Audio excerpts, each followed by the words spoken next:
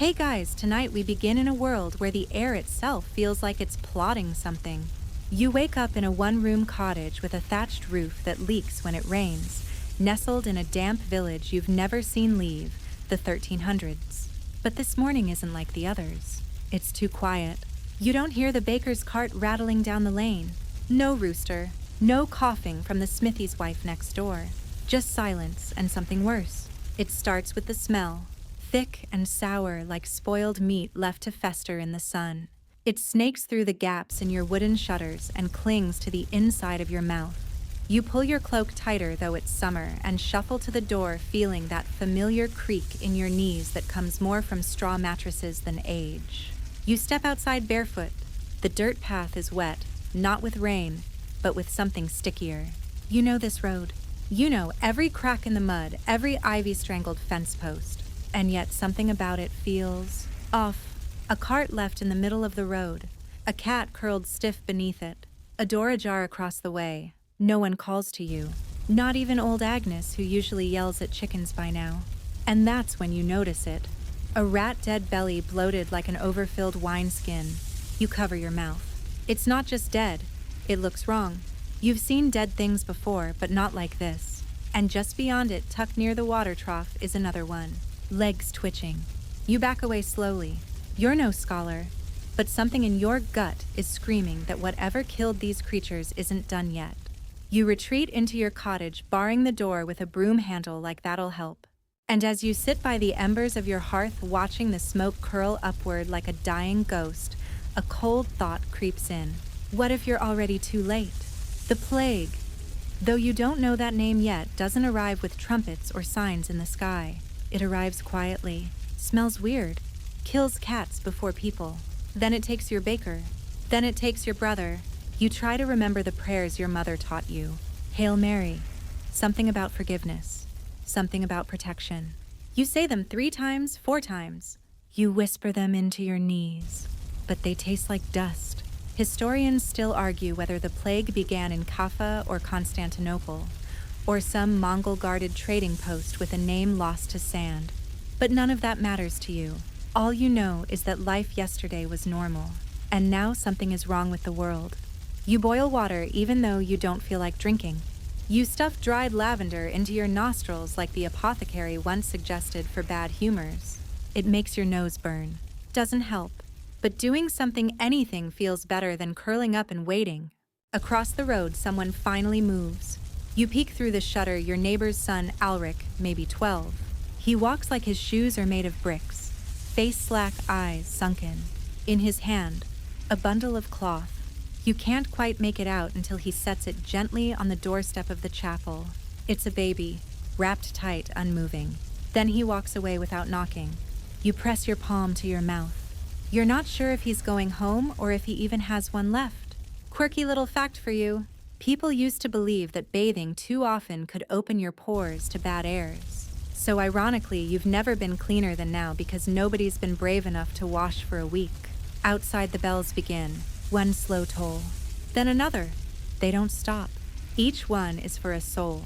Maybe someone you know, maybe someone you'll never meet.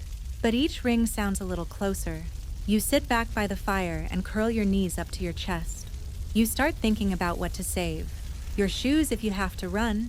That crust of rye hidden in the drawer. A dried apple luxury. You don't know what's coming, but you know one thing. It smells like rot and it isn't far. So before you get comfortable, take a moment to like the video and subscribe. But only if you genuinely enjoy what I do here. Let me know in the comments where you're tuning in from and what time it is for you. It's always fascinating to see who's joining us from around the world. Now dim the lights, maybe turn on a fan for that soft background hum, and let's ease into tonight's journey together. The bells keep tolling. You hear the rat before you see it? A soft scritch from the flour sack by the hearth. You freeze. Maybe it's your imagination. Maybe it's just the fire shifting its weight. But then the sack shudders. You grab a stick from the woodpile, not because it'll do much good, but it feels better to hold something. You edge closer, your breath catching in your throat. The scrabbling grows louder, frantic now, like something trapped and desperate. Then it bursts out. A rat, fur patchy and eyes wild, darts across the floor. Its back legs drag behind it like they're made of wet rope. You lash out, miss, and it disappears beneath the bench.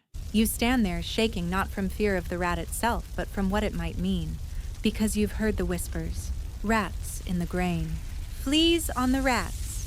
Fever that starts with a chill and ends with someone screaming their lungs out in the dark. You remember the peddler who came through a few weeks back. Said in Marseille, whole families were dying within days. No time for prayers. Just boils and blood and burial. You didn't believe him, of course. He also claimed to have met a talking goat. Still, that rat didn't look right. You tip the flour sack expecting powder. What spills out is dust-chewed cloth, and 3 tiny fleas hopping like black pepper on fire. Your skin starts itching immediately. You scratch your forearm, then your neck, then your ribs. You tell yourself it's in your head, but deep down you know, that rat has changed everything. By evening, the village gossip confirms it. Old Toma the shepherd is sick, can't breathe, has a boil the size of a hen's egg on his neck. People are already walking in circles to avoid his house, whispering prayers and clutching their scapulars. You watch from your window as the parish priest chalks a red mark on Toma's door. 1 line at first, then 2, a cross. That means, do not enter. That means, let him die alone. You sit down hard on your stool. Your stomach churns, but not from hunger. You haven't been hungry since this morning. Not since the smell. Not since the rat. That night, sleep doesn't come easily. You lie awake listening to every scratch and creak. The house breathes with you, expanding, shrinking. You pull your cloak over your face, imagining that might filter the air, like a child playing doctor with pretend herbs and moss bandages. Historians still argue whether the fleas themselves brought the plague, or if some poisoned air miasma floated in from foreign lands. But right now you blame the rat, that single twitching, flea-covered beast that crawled through your sack and into your bones. A fringe belief you once laughed at now returns to your memory, that the plague could be caused by staring at a sick person too long. Their soul tries to escape and climbs into your eyes. Someone said once in the tavern, half drunk. You'd rolled your eyes then. You're not laughing now. In the morning, there are more rats. 3 of them bloated and stiff behind the well. You're not the only one who notices. The baker's widow is there too, standing barefoot in her shift arms wrapped around herself. Her nose is bleeding. She doesn't even wipe it. Just stares at the rats, like they're a bad dream she hasn't woken from. You nod to her. She doesn't nod back. You don't blame her. The village alderman holds a meeting that afternoon. Not in the square, not in the chapel, but outside the manor gate where he speaks from the safety of the top step. He wears a scented cloth over his mouth, smells of vinegar and mint. We must burn the infected houses, he says, and all rats must be drowned. You shift uneasily. Burn. Whose house? What counts as infected? No one asks. No one wants to be the one who questions. Not when half the crowd is already scratching their necks. And just like that, the world turns upside down. Yesterday's flower is today's poison. Yesterday's pet is today's plague bringer. Yesterday's handshake is unthinkable. You go home and start checking corners. You lay traps. You pour vinegar around the threshold like it's holy water. You hang herbs from your windowsill, sage, rosemary, marjoram, anything the apothecary says might keep away the bad air. You even burn a few dried figs as incense. They smell like charred regret. There's one strange comfort, though. You're not alone. Everyone's afraid now. Everyone walks a little faster, speaks a little softer. No more tavern laughter. No more kids chasing each other barefoot. Just the squeal of rats and the slow toll of bells. And tomorrow you'll find out if those flea bites on your leg mean anything more than a bad day. The bells ring again the next morning. You count them. 1, 2, 5, 7.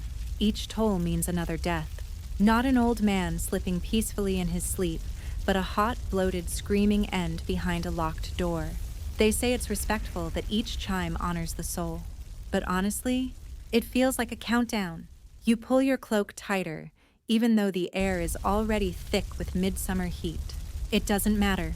Warm or cold, everything smells like boiled turnips and fear now. Outside, the chapel yard is quiet. The priest isn't saying mass, he's digging. With blistered hands and hollow eyes, he hacks at the dry earth beside the row of unmarked mounds. No one helps him. Not anymore. Too risky. You recognize the shawl on the body he's burying. Red wool hand-stitched daisies at the edges. Agnes, the neighbor who used to complain about your firewood pile being crooked. Who scolded you for forgetting the saints' days. Who gave you leftover bread in winters when your larder ran low. Now she's wrapped like a parcel in linen and disappearing under dirt. No one speaks. No one cries. There are too many like her now. You linger on the edge of the churchyard, half in shadow. Another man stands near you, Martin. The miller, probably. It's hard to tell under his hood. He nods. You nod. That's the closest thing to comfort you'll get today. The chapel bell rope is worn raw frayed at the ends, like it's tired of holding up so much sorrow. You remember when it used to ring for weddings, births, feast days. Now it just tolls like a metronome of misery. Funny how fast it all changed. Historians still argue whether people truly understood what was happening, or whether they simply clung to rituals out of habit. But you're living it, and you know, no one really understands anything right now. They just move, one foot in front of the other. Bury, burn, pray, repeat. A young boy runs past you, barefoot, nose running. He throws a small rock at a crow perched on the chapel roof and yells, "Devil bird." Then he disappears between two cottages. You blink after him. Birds used to mean morning, hope, music. Now they mean corpses. You try not to scratch your ankle again, but the bite itches something awful. You tell yourself it's just your imagination, that if you don't look at it, it can't get worse. Spoiler, it gets worse. By midday, word spreads. The smith's apprentice died screaming. Said the rats were crawling under his skin. Said fire would drive them out. They tried. The boy's body is half charred. They buried him anyway, fast. You pass the smith's forge and see it shuttered for the first time in your memory. No glow from the coals. No hammer ringing against iron. Just the smell of scorched hair and hot metal. You want to turn away, but you don't. Instead, you lean into the horror. You look because not looking feels like cowardice now. If you're going to die, you'll do it with your eyes open. Quirky detail. People are starting to wear garlic necklaces. Big stinky ropes of cloves, like they're seasoning themselves for stew, supposed to ward off evil spirits. Or maybe rats. No one's quite sure. You wear one too. You light a candle at your hearth and pray again, like it makes a difference. You pray for the ones you love. You pray you won't be next. You pray that if you are next, you'll at least get enough time to dig your own grave. Because here's the new village etiquette. Dick Fasty slow. The gravedigger's overwhelmed. He's stopped using names, just numbers. He doesn't talk anymore. He coughs a lot. You think about how close he works to the dead and wonder if the plague sticks to clothes, or fingers, or breath. Nobody knows. Some say the disease rides the wind. Others say it's punishment from God for wearing tight hose or eating meat on Wednesdays. One man claimed it came from the stars that a strange alignment 3 months back had caused a cosmic imbalance. You don't care where it came from anymore. You care where it's going? And right now it's moving house to house like a door-to-door merchant selling darkness. At sunset, you hear the chanting again. A funeral procession, soft voices in Latin, and the scraping of a stretcher being pulled down the street. You watch from your window. No one carries flowers. No one sings. A man near the back wears all black. His face is pale and wet. He's mouthing something to himself. A prayer, maybe. Or someone's name. Then he looks up right at your window, and for a moment you feel like he sees through you. Like you're already gone. A ghost watching the living mourn. You back away and draw the curtain. The world outside is shrinking. The village feels tighter. Not because it's getting smaller, but because there's less of it left alive. You crawl into bed fully clothed, shoes and all, just in case you need to run. Sleep doesn't come. The bells ring again. You don't count them this time. You wake in the middle of the night with a boil under your arm. It's small, hot, and mean, like a pebble lodged just beneath the skin. At first you try to pretend it's nothing. A bite, a bruise. Maybe you bumped into the table hauling firewood. You don't even want to touch it. But you do, because of course you do. And that's when the fear grabs you by the throat. It's tender, throbbing. already red around the edges, and it burns. Not like a splinter or a scrape, but deep, like your body is trying to cook itself from the inside out. You sit up in bed, suddenly sweating. You throw off your blanket and grab the hand mirror from your table, an old polished tin circle, more rust than reflection. You lift your arm, one boil, and just beside it, a second. You let out a sound you don't recognize. Half gasp, half whimper, like something caged is rattling in your chest. You stare at the wall. You don't move. Then slowly you rise. You're not alone in this. Not anymore. Half the village has sores now. Underarms, groin, necks, swollen like overripe fruit. Purple, then black, and then something worse. You know what happens next. Fever, vomiting, bleeding from places no one talks about in polite company. Then the hallucinations. And finally, the stillness. You stagger to your table and root through your pouch. You crush dried herbs with trembling fingers, time wormwood nettle. You chew them raw. You know they won't help, but doing nothing feels like surrender.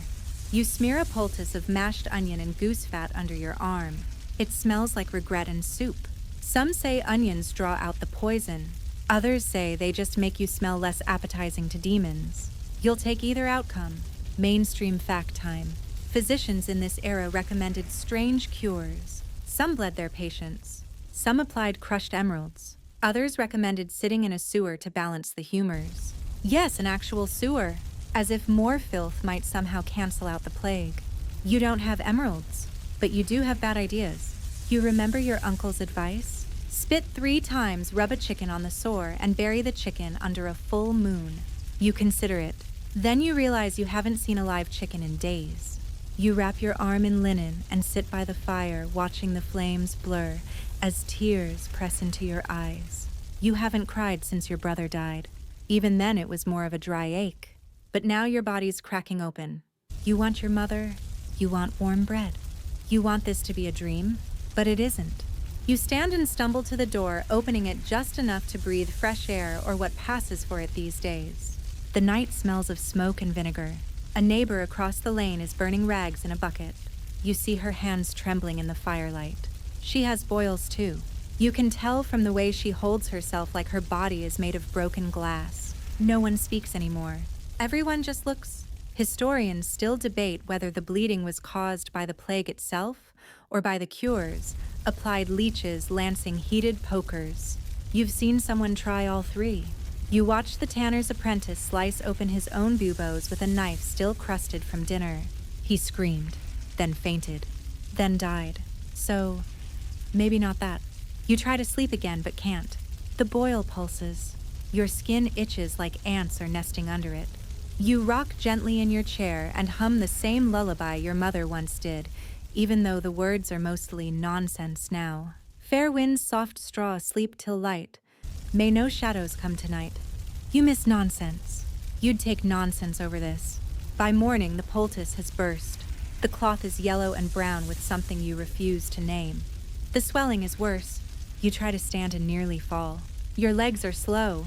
Your thoughts feel wrapped in wool. Still you dress. Still you walk, because lying down feels like dying. Outside, 2 men carry a body wrapped in a rug. They don't ask for help. They don't even ask where the grave is. They just walk with the resigned rhythm of men who've done this 6 times already. The rug sags in the middle. You look down at your own feet covered in dust and rat droppings and wonder if you'll be next. If someone will carry you like that. If anyone will be left to notice. A fringe tidbit you overheard once. Some people tried to scare off the plague by laughing at it. Hired jesters. Told jokes around the sickbed. Laughed in death's face like it was a party guest who overstayed its welcome. You try to smile. You fail. But still you laugh quiet, dry, absurd. Because what else can you do? You head back inside, boil oozing through the linen, and lie down. Just for a moment. Just to rest your eyes. You don't plan to sleep. But the world fades anyway. And as you drift, the bells ring again. When you wake, you think you're dead. The light filtering through the window is gray and muted, and your limbs feel disconnected as if someone else has borrowed your bones. You blink slowly. The fire's gone cold. Your mouth is dry as old parchment, and your breath tastes like copper. The boil under your arm has cracked open during the night. The cloth wrapped around it is stiff and stuck to your skin, and when you try to peel it off, the pain sends a lightning bolt through your whole side. You stop moving. Someone's outside. A soft creaking wood on dirt, slow and rhythmic. You sit up, spine aching, and edge toward the window. You peek through the shutter, and you see it. The plague doctor. He's real. You thought he was a rumor? A traveler's tale whispered between frightened mouths. But there he is. Black cloak sweeping the ground, a wide-brimmed hat low over a long, curved beak. The mask's glass lenses catch the pale morning light like two blind eyes. You stare mesmerized and horrified. He moves from house to house, not knocking, just pausing, tilting his head as if sniffing the air, then scratching chalk marks on doors. Some get crosses, others get numbers. One door he marks with a circle and an X, then moves on without a word. He reaches your neighbor's house, the widow with the shaking hands, and he doesn't stop. Just a glance, a mark, and gone. When he passes your door, he hesitates. You freeze. You don't breathe. He doesn't knock, just lowers his head slightly and walks on. Your heart pounds against your ribs like it's trying to escape. Fun fact for you, those plague doctor masks, they weren't just spooky fashion. The beaks were stuffed with herbs, rosemary, cloves, lavender to filter the bad air, like a scented gas mask for medieval times. Some doctors even added sponge-soaked vinegar inside. Stylish and ineffective. You lean your forehead against the door. You're not sure whether to be relieved or offended that he didn't mark your home. You want to believe it means you're safe, but deep down you know it just means you're not dead yet. Later that day you hear footsteps again. Not the doctor. Faster. Familiar. You peek out and see Elric the blacksmith's son running barefoot, shirt soaked in sweat. He's shouting, but the words are garbled. You open the door a crack just in time to hear him yell, "They're closing the chapel." What? You limp outside, ignoring the sharp sting in your arm, and follow the small group that's forming at the chapel gates. A monk stands at the entrance, arms outstretched. "No more bodies," he says. "No more room." The yard is full. The crypt is full. Even the floor under the altar full. Someone in the crowd shouts, "Then what do we do?" The monk shakes his head. "Build your own pits." Silence. Just like that, the village's last sacred space has reached capacity. The priest, Father Bernard, stands off to the side. His robe stained his hands, trembling. He looks at you for a moment, really looks, and then his eyes shift away. You don't blame him. Historians still argue whether plague doctors helped more than they harmed. Some tried. Others simply recorded deaths and avoided real contact. You're not sure what your doctor's job is? He hasn't spoken. Maybe he never will. You return home to find someone's left. Something on your doorstep. A loaf of hard bread in a folded cloth pouch. Inside are dried herbs, a scrap of paper with symbols, and a single silver coin. You stare at it like it's a message from another world. No note. No name. You crush the herbs into hot water and drink, even though it tastes like pine and regret. You eat the bread slowly, saving half for tomorrow. You place the coin in the pouch and tie it to your belt, not for spending, but as proof that someone somewhere still thinks you're worth saving. Later that night, you dream of the doctor. He walks into your house without knocking. He stands at your bed. He raises a gloved finger and points to your chest. You ask what it means. He says nothing. Then he reaches into his cloak and pulls out a small bird. It flutters once, then dies in his hand. You wake in a cold sweat. You sit up, gasping your boil, aching like a curse. You breathe. You're still here. Some villagers have taken to calling it the Black Angel. Not the disease the doctor... They say he chooses who lives. Others call him the Tallyman. Each mark on each door a ledger of souls. You wonder if you'll ever hear his voice, or if he even has one. You stare at your hearth, the last embers pulsing faintly. The room smells of herbs, mold, and fear. You wrap yourself tighter in your blanket and listen to the wind. And in the distance, somewhere beyond the edge of the village, you hear a sound that doesn't fit. Laughter. Not happy laughter. Not joyful. A strange echoing cackle, mad and hollow, like someone who snapped the last thread holding them together. You shiver, and then the bells ring again. You don't bother counting. You already know. The graveyard can't take anymore. You watch from behind a tree as two boys no older than 12 drag a bundled corpse down the slope toward the orchard. Their faces are blank, mechanical. They don't cry. They don't pray. They just dig. One works the spade. The other wipes sweat from his brow with a rag that looks like it used to be part of someone's shirt. The body they bury is wrapped in a bedsheet, not even tied. The sheet slips loose as it's rolled in, revealing a hand. Thin, blue. The fingers curl like they're still reaching for something they'll never get back. You don't ask who it is. You don't need to. The graveyard was full 2 days ago. The priest stopped blessing the earth 3 days before that. Now the dead go wherever there's dirt soft enough to dig. Orchard groves, fields, ditches. You've heard of one man stacking the bodies of his family in his barn, salting them like fish. Waiting for winter. Waiting for something. You step away before they see you. You can't bear the thought of the boys turning and meeting your eyes. You're not sure who'd be more ashamed, you for watching, or them for doing what no child ever should. You walk home with your eyes on the ground, careful not to step on the new markers. Stones, sticks, bundles of dried flowers. There are too many, and still the carts keep coming. Mainstream historical truth. In cities like Avignon and London, mass burial pits became the norm. Whole blocks of citizens dumped together lime poured over them to cleanse the rot. The gravediggers couldn't keep up. Some simply stopped trying. Here in your little village, the carts are pulled by people too sick to care. Your neighbor Hilda has taken to wearing gloves and a mask when handling the dead. Not a proper doctor's mask, just a rag soaked in vinegar tied around her mouth. She says it keeps the death stink out. Maybe it does. Her hands are raw and bleeding from lime. You pass her in the lane. She's dragging a wheelbarrow. There's a lump in it. You don't ask. She doesn't offer, just keeps walking. The chapel's gate has been barred shut. A sign hangs from the hinge scrawled in shaky ink. No more room for mercy. You stare at it longer than you should. You wonder who wrote it. If they meant to sound poetic, or if that was just the only truth left. Later that afternoon, you're told you need to dig your own grave. It's not an insult. It's not even personal. It's practical. A man named Bartram, who you barely know, stands outside your door and says matter-of-factly, "You should dig one now, while you still can." You blink at him. He's holding a shovel like he's offering you a birthday gift. "I've dug mine," he adds, "over near the creek." You want to laugh. You want to say something clever, but instead you take the shovel, because he's right. You walk out past the orchard, past the pit where the boys were earlier, and you find a spot near an old tree.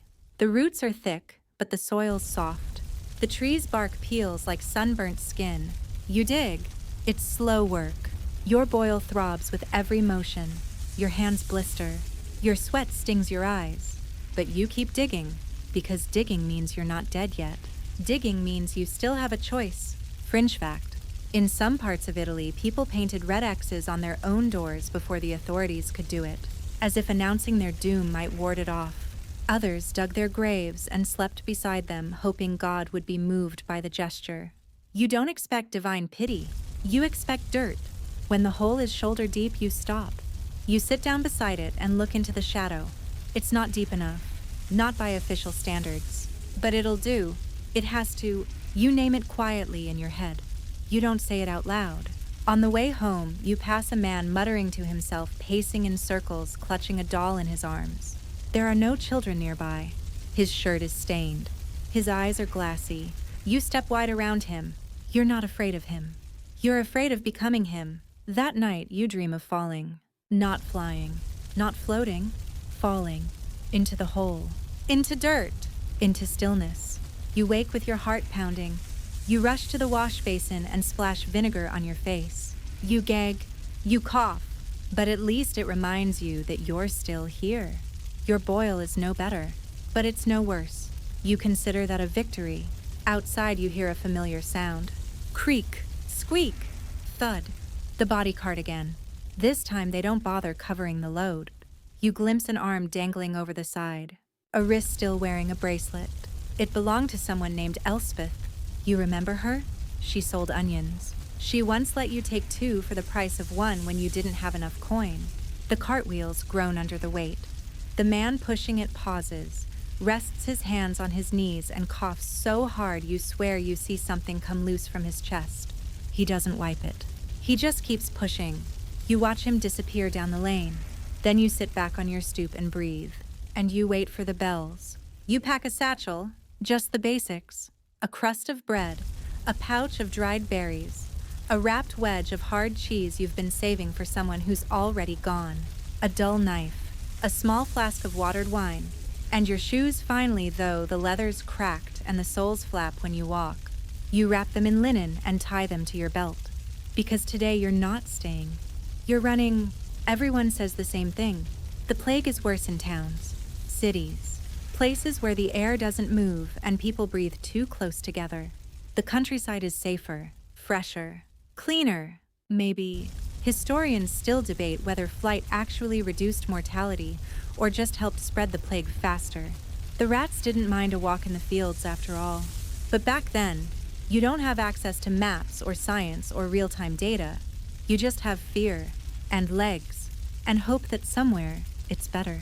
You slip out before dawn past your half-dug grave and the chapel gates crusted with wax drippings and claw marks, past the silent baker's stall where dough has hardened into stone, past the well where someone has scratched God left into the wood. You walk fast, then faster. You don't look back. After an hour, your boil pulses like a second heartbeat under your arm. You stop only once to catch your breath and swat at the flies swarming your neck like you're already meat. Then you walk again. You pass 3 others on the road. The first is an old woman in a cloak too big for her frame. She doesn't speak, but she nods. The second is a man pulling a goat behind him on a fraying rope. The goat bleats once, then sneezes. You keep walking. The third is a girl maybe 10 sitting cross-legged under a tree. Her face is pale, her lips cracked. She holds a bundle in her lap. A cat. Dead. You slow. She doesn't ask for help. She just looks at you, blank. Quiet. You leave a piece of bread beside her and keep moving. Call it cowardice. Call it survival. You don't care anymore. You reach a village just after midday, smaller than your own. 1 church, no tavern. The air smells of sheep and dust instead of vinegar and rot, which feels like a miracle. You approach a house. Knock once. No answer. You knock again. A man opens the door barely, just enough to peer at you through the crack. His eyes are bloodshot. His nose is red. A cloth wraps his mouth. Where from? He asks. You hesitate. North, you say. 2 days' walk. He says nothing, just stares. Then slowly he closes the door. Click. You don't knock again. Instead, you walk around the edge of the village, find a patch of grass near a fallow field, and sit. Your body hums with exhaustion. Your boil has begun to ooze again, and you don't have clean cloth. You tear a strip from your tunic and wrap it tighter, trying not to think about what that smell is. Fringe-tilbit.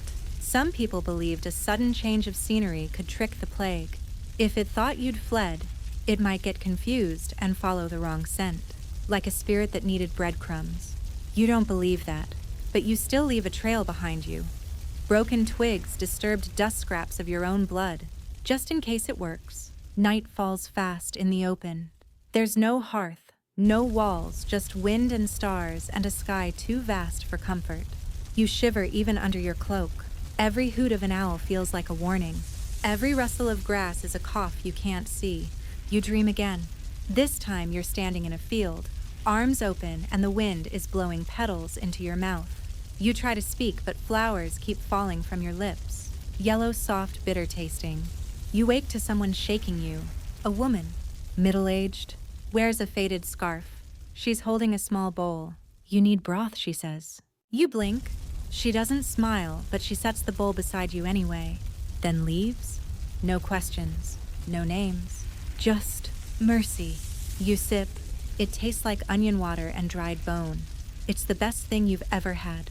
Historians still argue what motivated some villagers to help strangers' faith. Superstition, guilt. Maybe all of it, maybe none. But right now, all that matters is someone decided not to let you die on their edge of the world. By morning, your fever has eased. Slightly, not gone, but not worse. You pour water from a stream into your flask. You chew stale bread and watch the sunrise. And for the first time in days, you don't hear bells. Just birds. You're not naive. You know this isn't safety. Just a pause. But even pauses are sacred now. You stand. You walk again. Not toward home. Just forward. 3 days pass in half silence. You walk from hamlet to hamlet, sometimes let through, sometimes not. One town blocks its road with nailed-together carts and scythes, pointed outward like a siege against invisible armies. You don't argue. You just detour. Your feet blister. Your cloak begins to smell like wet wool and old apples. But your boil somehow hasn't worsened. It's scabbed over now, angry red, but not growing. You poke it only once and immediately regret it. Your hope rises. Just a little, then you reach a crossroads and things get strange.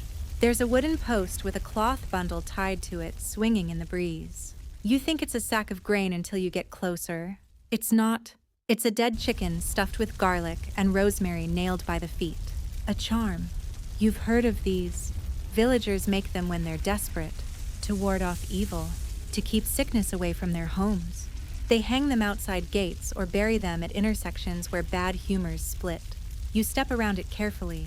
Further down the path, you find the quarantine house. It's unmistakable. A small cottage with all the shutters nailed shut and a single rope-fed bucket sitting 20 feet from the door. Someone scrawled the word "keep" into the dirt with a stick. And beside it, inside. No one answers when you whisper hello. You leave a few berries near the bucket and move on, skin prickling. In the next village, they lock you in. Not out in. You arrive at dusk. A kindly woman with a broad back and 2 missing teeth waves you in points toward a hut near the river. You think you're being welcomed? You're wrong. The door shuts behind you. A bolt slides. You sit in darkness, stunned. This is quarantine. You bang on the wall? How long? You shout. A man's voice answers from the other side, muffled. 10 days if you don't cough, and if I do, pause. Then, no one opens the door. You sit down hard on the floor. It's damp. Smells of mildew and onion skins. Mainstream fact. The concept of quarantine wasn't new during the plague, but this is when it truly took hold. In Venice, they isolated ships for 40 days, 40 giorni, hence the word. In towns like this, it meant confining anyone suspicious until they either got better or didn't. You scratch at your neck. Not from fleas, just anxiety. You have no fire, no food either except what you carried. A crust and some wilted greens. You ration it. You sleep curled near the door, listening to the river outside, and the drip of something inside you choose not to identify. Each day, someone drops a pot of broth through a hatch in the wall. No words, no faces, just hands. You whisper thanks anyway. On the 4th day, you hear sobbing. The hut next door. You press your ear to the wall. A woman's voice hoarse. Please, I feel better today. No one answers her. By day 6, you're pacing. Talking to yourself? You name the beetle crawling across the floor. Sir Ewan. You assign him backstory. Former knight. Retired. Loves turnips. By day 8, you cry. Just a little. No big wails, no drama. Just a few slow tears sliding down your cheek as you sit beside the latrine hole and imagine what your old room smells like. Not what it looks like. What it smells like? Straw, soap, wood smoke, bread crust. You miss that most of all. Historians still argue whether quarantine actually helped slow the spread. It worked better in theory than in execution. You're not sure what it's doing for you, but at least no one's come to bury you yet. You check your boil again. Still there. Still scabbed. No fever. You make yourself smile. By day 10, the bolt slides back. The same woman, 2 missing teeth, warm eyes, steps in and leaves a lump of cheese on the table. Says nothing, just nods. She saw you leave bread for the girl by the tree. She remembers. You eat the cheese in 3 bites and sit in the grass until your legs forget what walls feel like. A fringe belief floats to mind. Some said quarantine worked best if you sang to yourself as music confused the illness. One shepherd claimed he warded off death with flute music played for sheep. You can't play the flute, but you hum. That night, you sleep beside a tree. Your dreams are quiet. No plague doctors, no graves, Just a wheat field swaying in slow waves under a pale blue sky. You wake before dawn and walk without direction, because direction feels like a luxury. You've survived quarantine. You've survived worse. And for the first time, your legs don't feel like they're carrying death with them, just exhaustion. And something close to peace. You reach a town square just before sunset. It's not a market day. There are no carts, no squawking hens, no children running underfoot.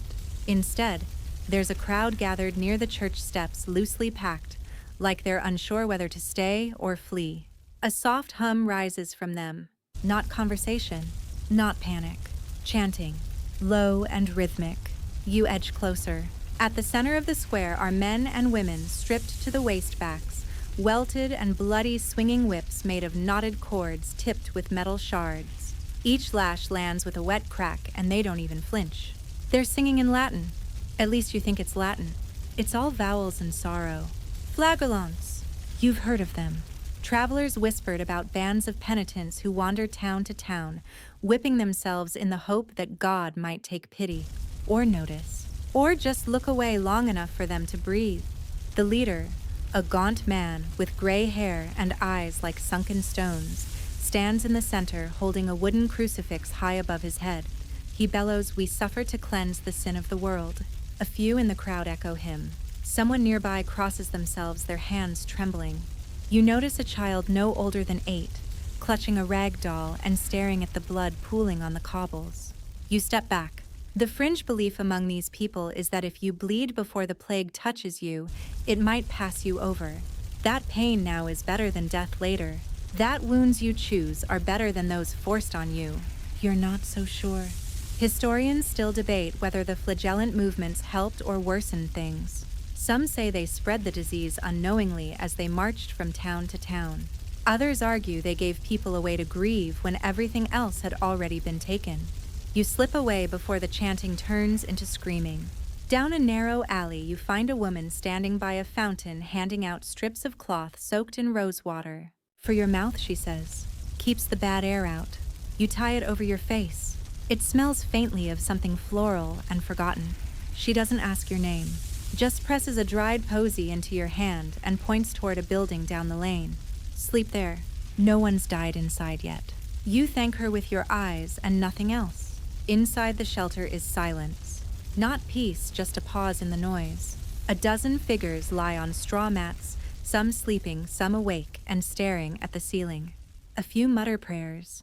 One rocks back and forth. Someone is snoring like a lumber mill. You curl up in a corner with your back to the wall and pretend your legs aren't shaking. The posy she gave you is made of dried lavender sage and something you can't identify, bitter and sharp. You press it under your nose and breathe until your heartbeat slows. That night, you dream of a church with no doors, just windows open to the wind. Inside, a priest swings an incense burner that spews black smoke, and every time it passes you, you lose a memory. Your brothers laugh. The smell of your mother's cooking. The feel of your name. You wake in a sweat. You sit up and whisper your own name aloud just to make sure it's still there. You walk out into the square again. The flagellants are gone. Only dried blood stains the stones now. A cat sniffs at a discarded whip. You eat a bit of stale bread and drink from a fountain that tastes like moss and tin. Then you wander. At the edge of town, a preacher stands on a box bellowing something about the end of days. This is the cleansing. This is the fire that will burn the rot away. No one listens. He preaches anyway, fringe tidbit. Some towns saw a rise in apocalyptic cults. People convinced this was Judgment Day. They gave away their belongings, confessed sins, never committed, marched barefoot into rivers and deserts. Others built shrines out of bones. You walk past him and he points at you. "You've been marked," he shouts. "I see it in your eyes." You don't stop. You don't look back. But your heart thuds a little faster. Not because of him, because you have been marked. Not by boils or fever, but by survival. By having seen things you can't forget. By walking through places no one should. You leave the town that evening just as the sun melts behind the hills, turning the sky the color of bruised apricots. You walk with a limp now. Your side aches. But you move anyway. The road ahead is lined with shrines made of rocks. feathers, and twine. People are making their own rituals now. Not the churches, not sciences, just desperate homemade magic. You pass a tree wrapped in strips of cloth, each one knotted with a whispered wish. You tie your own strip there too. You don't say the wish out loud. You don't see your first wealthy survivor until day 27. You're passing through a walled manor on a hill, stone walls, ivy, a fancy painted sundial that no longer matters because time has turned into soup, and you catch sight of someone behind the iron gate. A man in a velvet doublet, face freshly shaven, hair oiled back, like the days are still full of dancing and dinner bells. He's holding a pomander, a ball of gold pierced with delicate filigree hanging from a chain. He waves it gently under his nose as he walks along the top of the wall, like he's too good to breathe the same air as the rest of the world. Which frankly is probably true. He doesn't see you at first. You're beneath him outside the gate, wrapped in a tattered cloak, holding your bundle of withered bread. A smear of dried fever sweat still crusts your collar. He glances down and freezes. You hold up a hand, not begging, just existing. He stares, then walks away, and you're left with nothing but the faint trace of clove and myrrh drifting on the wind. You sit under an elm near the gate and stew in silence. Not because he refused to help, but because you realize something. He's doing fine. The wealthy, the landowners, the well-connected, they've sealed themselves away in estates, with strong gates, fresh food, and real doctors. Some even posted guards to shoot anyone who approached. They burn their infected clothes, bathe in rose water, sleep in lavender-stuffed bedding. Some built plague rooms for guests, complete with sealed doors, padded walls, and windows with no openings. And here you are, trying to rewrap a burst boil with a rag that once cleaned potatoes. Mainstream fact. It's true many nobles and merchants fared better during the plague. They fled cities early, isolated themselves, and hoarded supplies. When towns starved, they dined on honeyed meats. When apothecaries ran out of tonics, they had their own private surgeons. You stand up and keep walking. A mile down the road, you meet a girl selling protection charms carved from apple wood.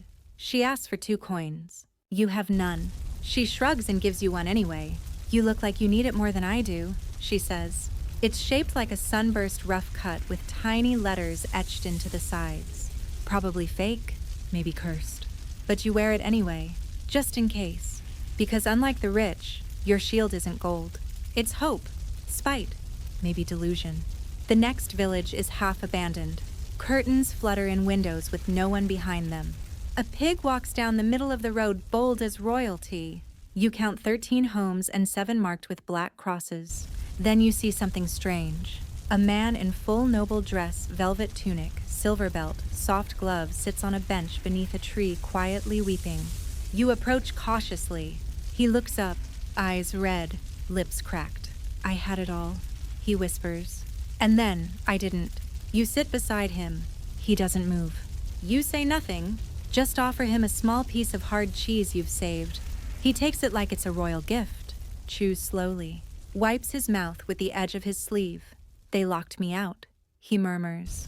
My family, my servants. Said I went to market too late. Said I was unclean. Shh, he laughs bitterly. Now I'm here. With the pigs? You glance at the pig trotting by again, tail curling like punctuation. You leave the man half your water and move on. Historians still argue whether class lines truly broke down during the Black Death. In many ways, they didn't. But occasionally, fate didn't care how much gold you had. The plague didn't read bank ledgers. It didn't bow to lineage. It crept through keyholes, sailed on fleas, waited on silk. You spend the night in an old granary curled between sacks of moldy oats. Mice scurry around you. You don't care. The wind can't reach you here. The door creaks but holds. And for the first time in a while, your fever doesn't return. You dream of velvet cloaks burning, of golden gates unlocked, of tables piled with food and no one left to eat. You wake with dry eyes and something new in your chest. Not rage, not hope. Something simpler, a determination to reach the end of this. Not the cause, not the cure, just the end. The first fire is small. You see it from a distance. Just a thin plume of smoke rising behind a row of thatched roofs. At first, you think someone's finally baking bread again, or maybe purifying linens with ash. But then the wind shifts, and you smell flesh. You move toward the village, slowly, heart dragging in your chest. People are gathered in the square, but they're not talking. Just standing in a loose circle around a house with flames licking up the sides like greedy fingers. The house is sealed. No one's inside. Or maybe someone is. You can't tell. The windows are boarded. The door's been nailed shut. A man stands beside it holding a torch. His face is stone. The sickness started here, he says flatly. It ends here. He drops the torch into the growing blaze and steps back. No one cheers. No one cries. This is cleansing. Fire as medicine. Mainstream fact. During the worst years of the plague, some towns turned to burning entire homes, even whole streets. Not just bedding or clothes, but buildings. They believed flame could purify what prayers could not. And in a way, they weren't wrong. At least it scared the rats. You watch as the thatch collapses, inward sparks shooting up like dying stars. The crowd begins to scatter. No one wants to be near the smoke too long. Just in case. A woman next to you mutters. She had children, you know. You turn. Who? The woman in that house. You look back at the flames. Then, at the second house next to it, already smoldering. You leave before the third one catches. That night, you sleep near a stream, the scent of smoke still clinging to your clothes. You scrub your face with cold water, splash your arms, and wring out your tunic. You feel no cleaner, just wetter. In the morning, you find a notice nailed to a tree. By decree of the council, any dwelling showing signs of plague shall be sealed and fired. This is for the protection of the living. No signature, no date. You walk faster. You reach a hamlet with scorched edges, blackened chimneys where roofs once stood. The buildings that remain are shuttered, locked, silent. It smells like soot and boiled vinegar. You pass a man dragging a wheelbarrow full of ashes. You don't ask where they came from. You don't want to know. Somewhere near the center of the village, a fire pit smolders. Not for warmth, for disposal. Clothing, bedding, mattresses, shoes, books. One by one, everything a person once touched becomes fuel. You wonder if grief burns too. Fringe tidbit. Some believed that burning herbs indoors would drive away the plague. Others believed that if the fire flickered oddly, it meant the disease had entered the home. There were rituals for that whispered chants. Salt lines, red cords over doorways. You've seen all of them. None seem to work. At one edge of the village, you spot a child drawing in the soot with a stick. A sun, a tree, a crude figure with arms upraised. You don't disturb him. You just leave half an apple near his feet and move on. You pass through a field where bodies were burned the day before. The grass is singed in wide patches, but some flowers, stubborn daisies and thistles, still grow between the ashes. You find it strangely beautiful. You pause and whisper thanks to the daisies, to the sky, to no one. Later, you arrive at a fork in the road. To the left, the next town. You can see its steeple through the trees, but it's faintly smoking. To the right, forest. Quiet, unknown. You choose the trees. You sleep that night in a grove of birch curled beneath silver trunks. There's no fire. You're too afraid of the smell now. You chew dried roots and hum nonsense songs. Somewhere nearby, an owl calls. You whisper back, not tonight. You dream of flames, but they stay at a distance this time. Warm, not consuming. A memory of fire, not its threat. In the morning, your skin smells of bark and sap instead of smoke. You breathe deep. And you walk again. The body doesn't surprise you. What surprises you is that you knew her name. Her name was Lisa. She once sold dyed cloth at the summer fairs, laughing loud, tossing her curls, always offering a better price if you made her laugh first. She wore bright green ribbons and smelled like lilac and sweat.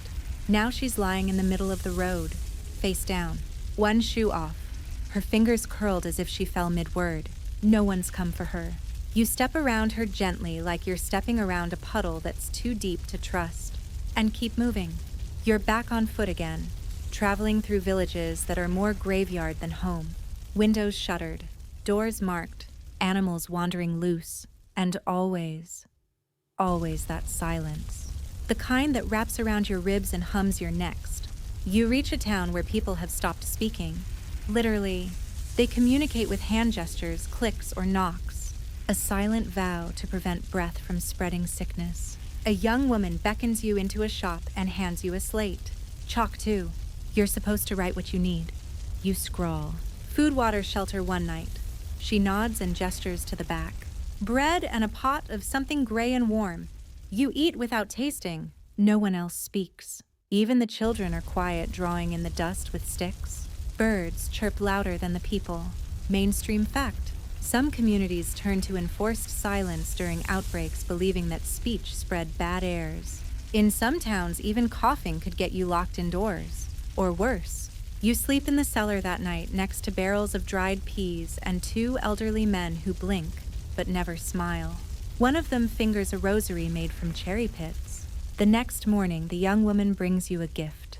A scrap of clean cloth, a sliver of soap, and a sprig of mint. You bow your head in thanks. She responds with 3 fingers over her heart.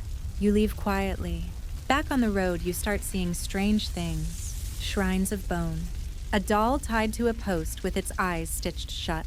Strings of dried apples hanging from tree branches swaying like warnings or prayers. A man kneels by a stream muttering to the water. You don't interrupt. Another man follows you at a distance for an hour dragging a sack.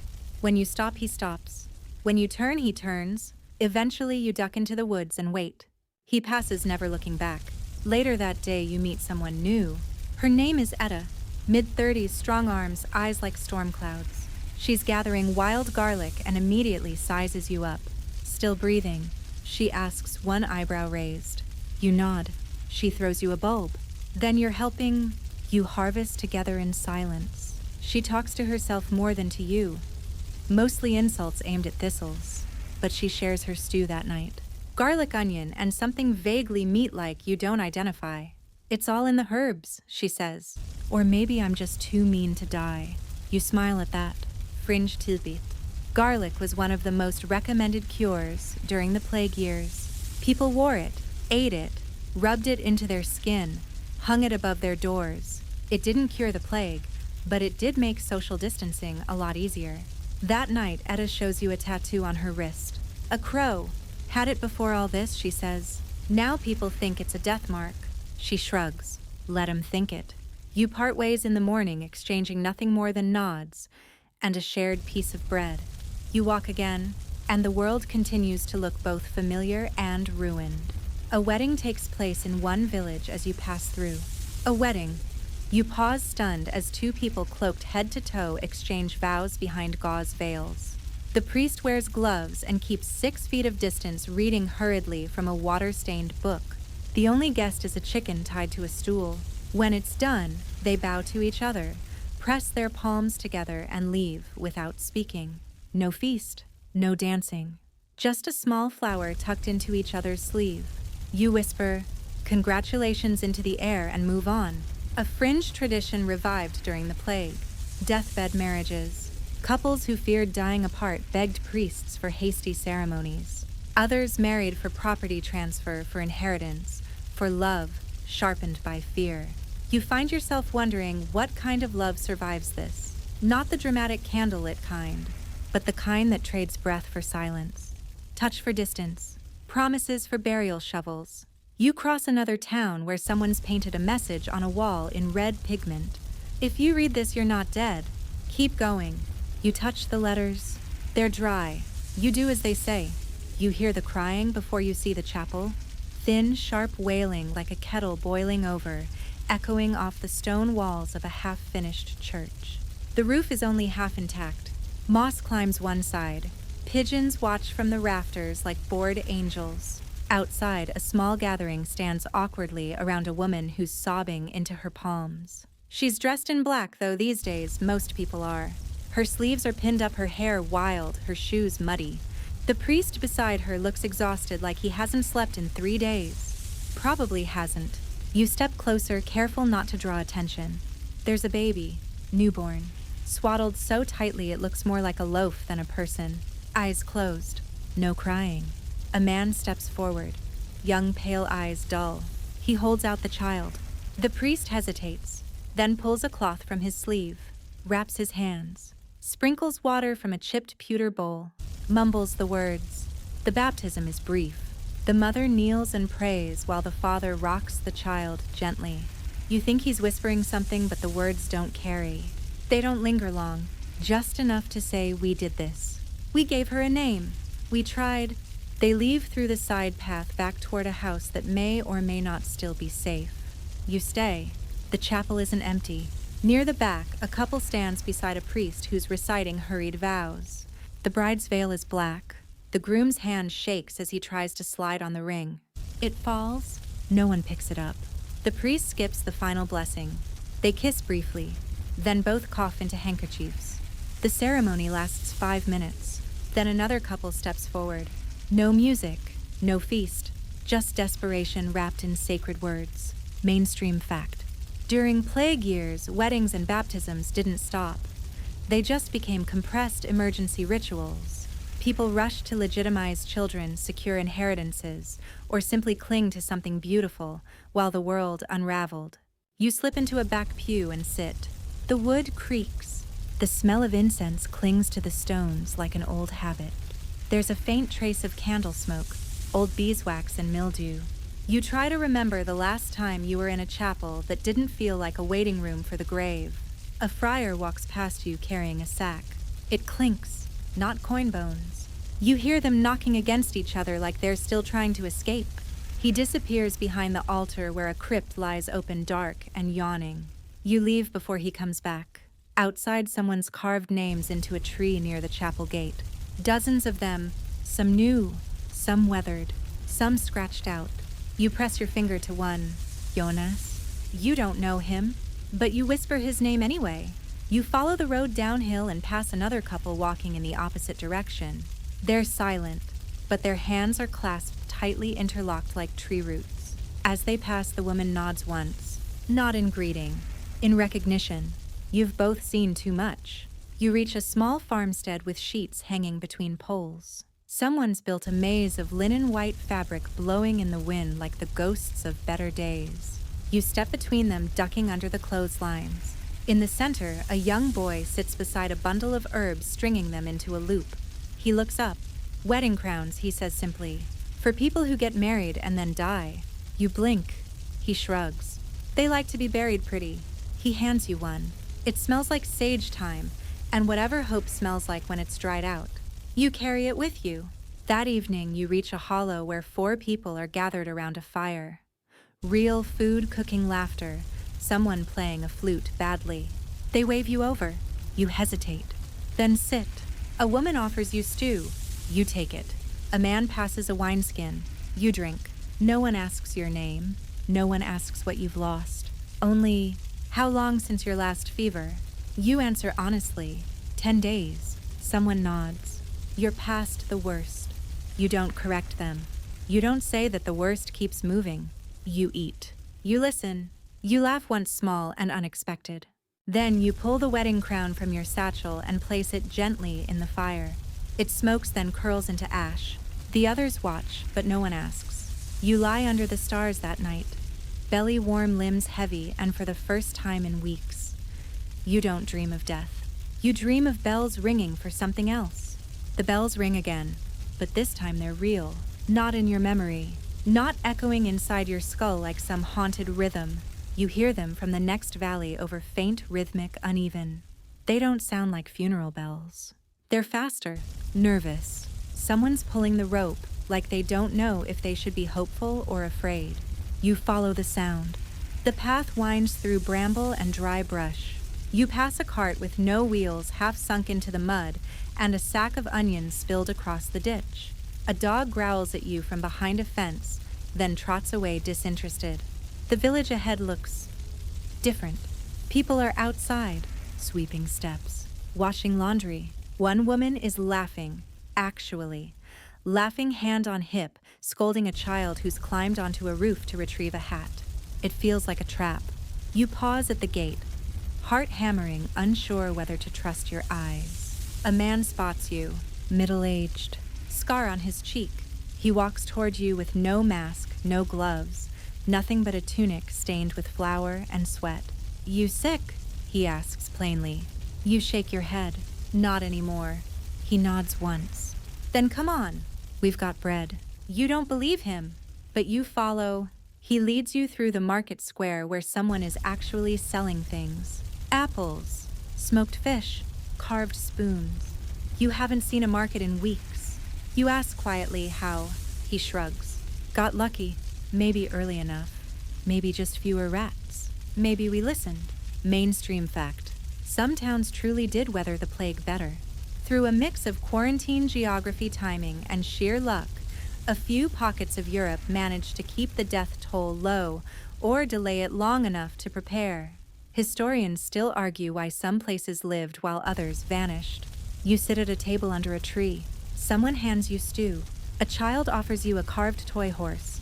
A woman fills your cup with water that tastes like hope. You look around. No one's crying. No one's digging. No one's coughing.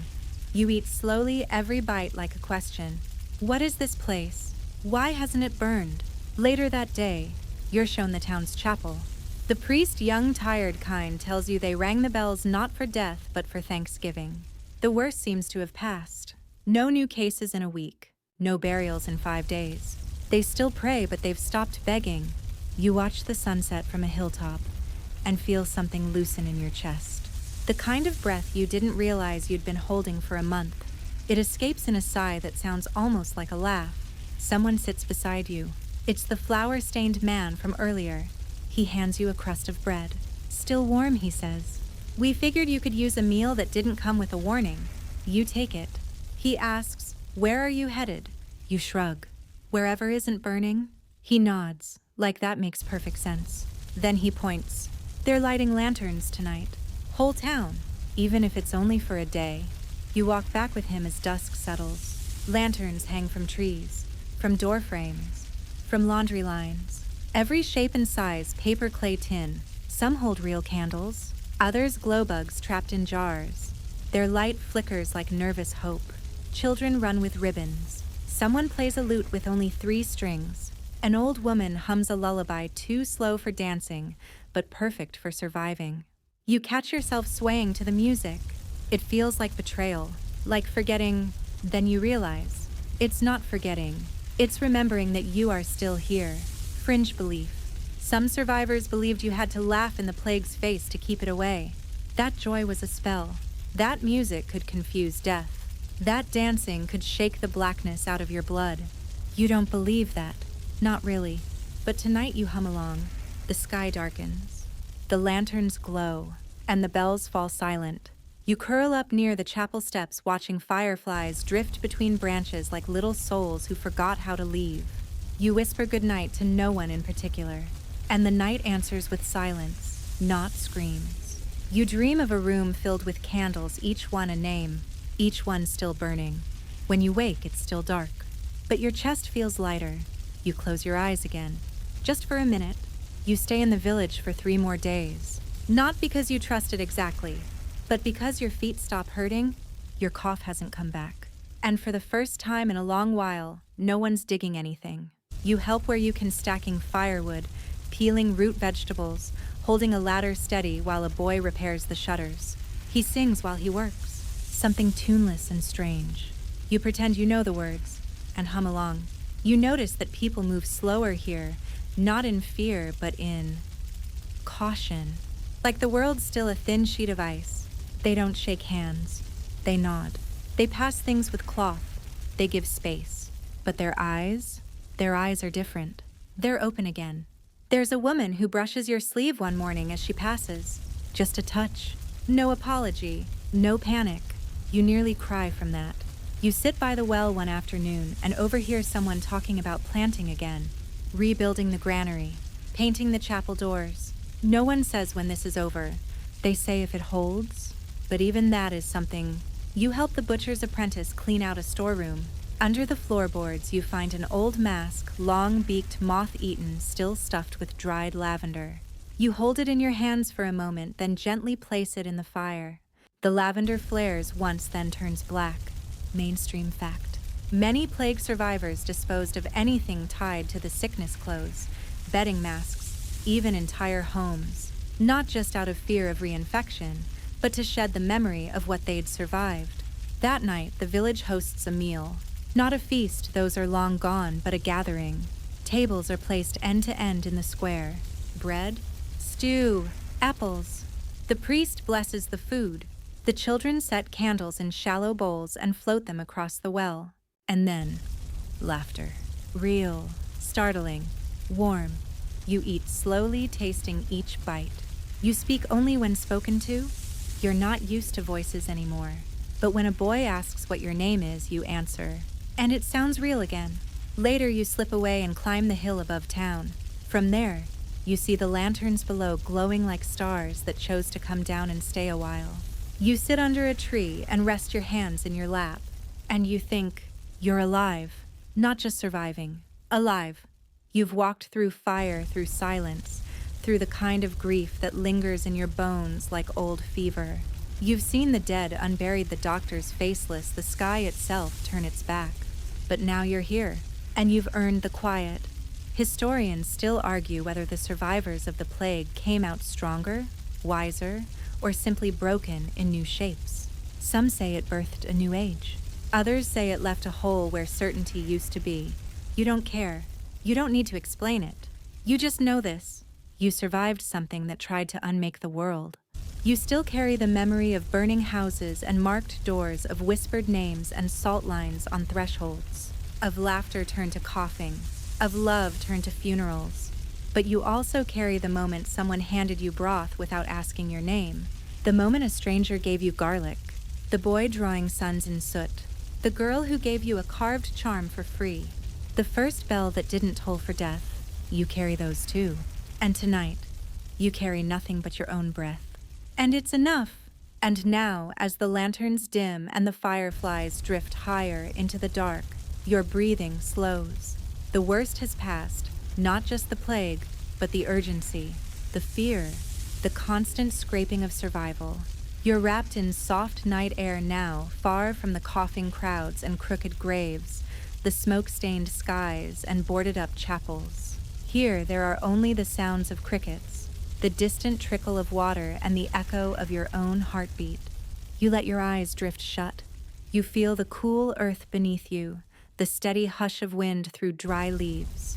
You think of the names etched into that tree, the child who made crowns for the dead, the silent town, where even grief forgot how to speak. They are part of you now, quietly stitched into the lining of your memory. You're not untouched. You never will be, but you're still whole. The world may never go back to what it was. Some songs won't return. Some doors will always stay shut. But in this moment, under this sky, you've found something close to rest. So breathe a little deeper. Let your shoulders sink. Let the candles in your mind flicker lower. And if just for a while you forget the smell of smoke and vinegar, the bells that tolled too often, the hands you had to let go, let that be your peace. You made it through, and now you sleep. End of script. Sweet dreams.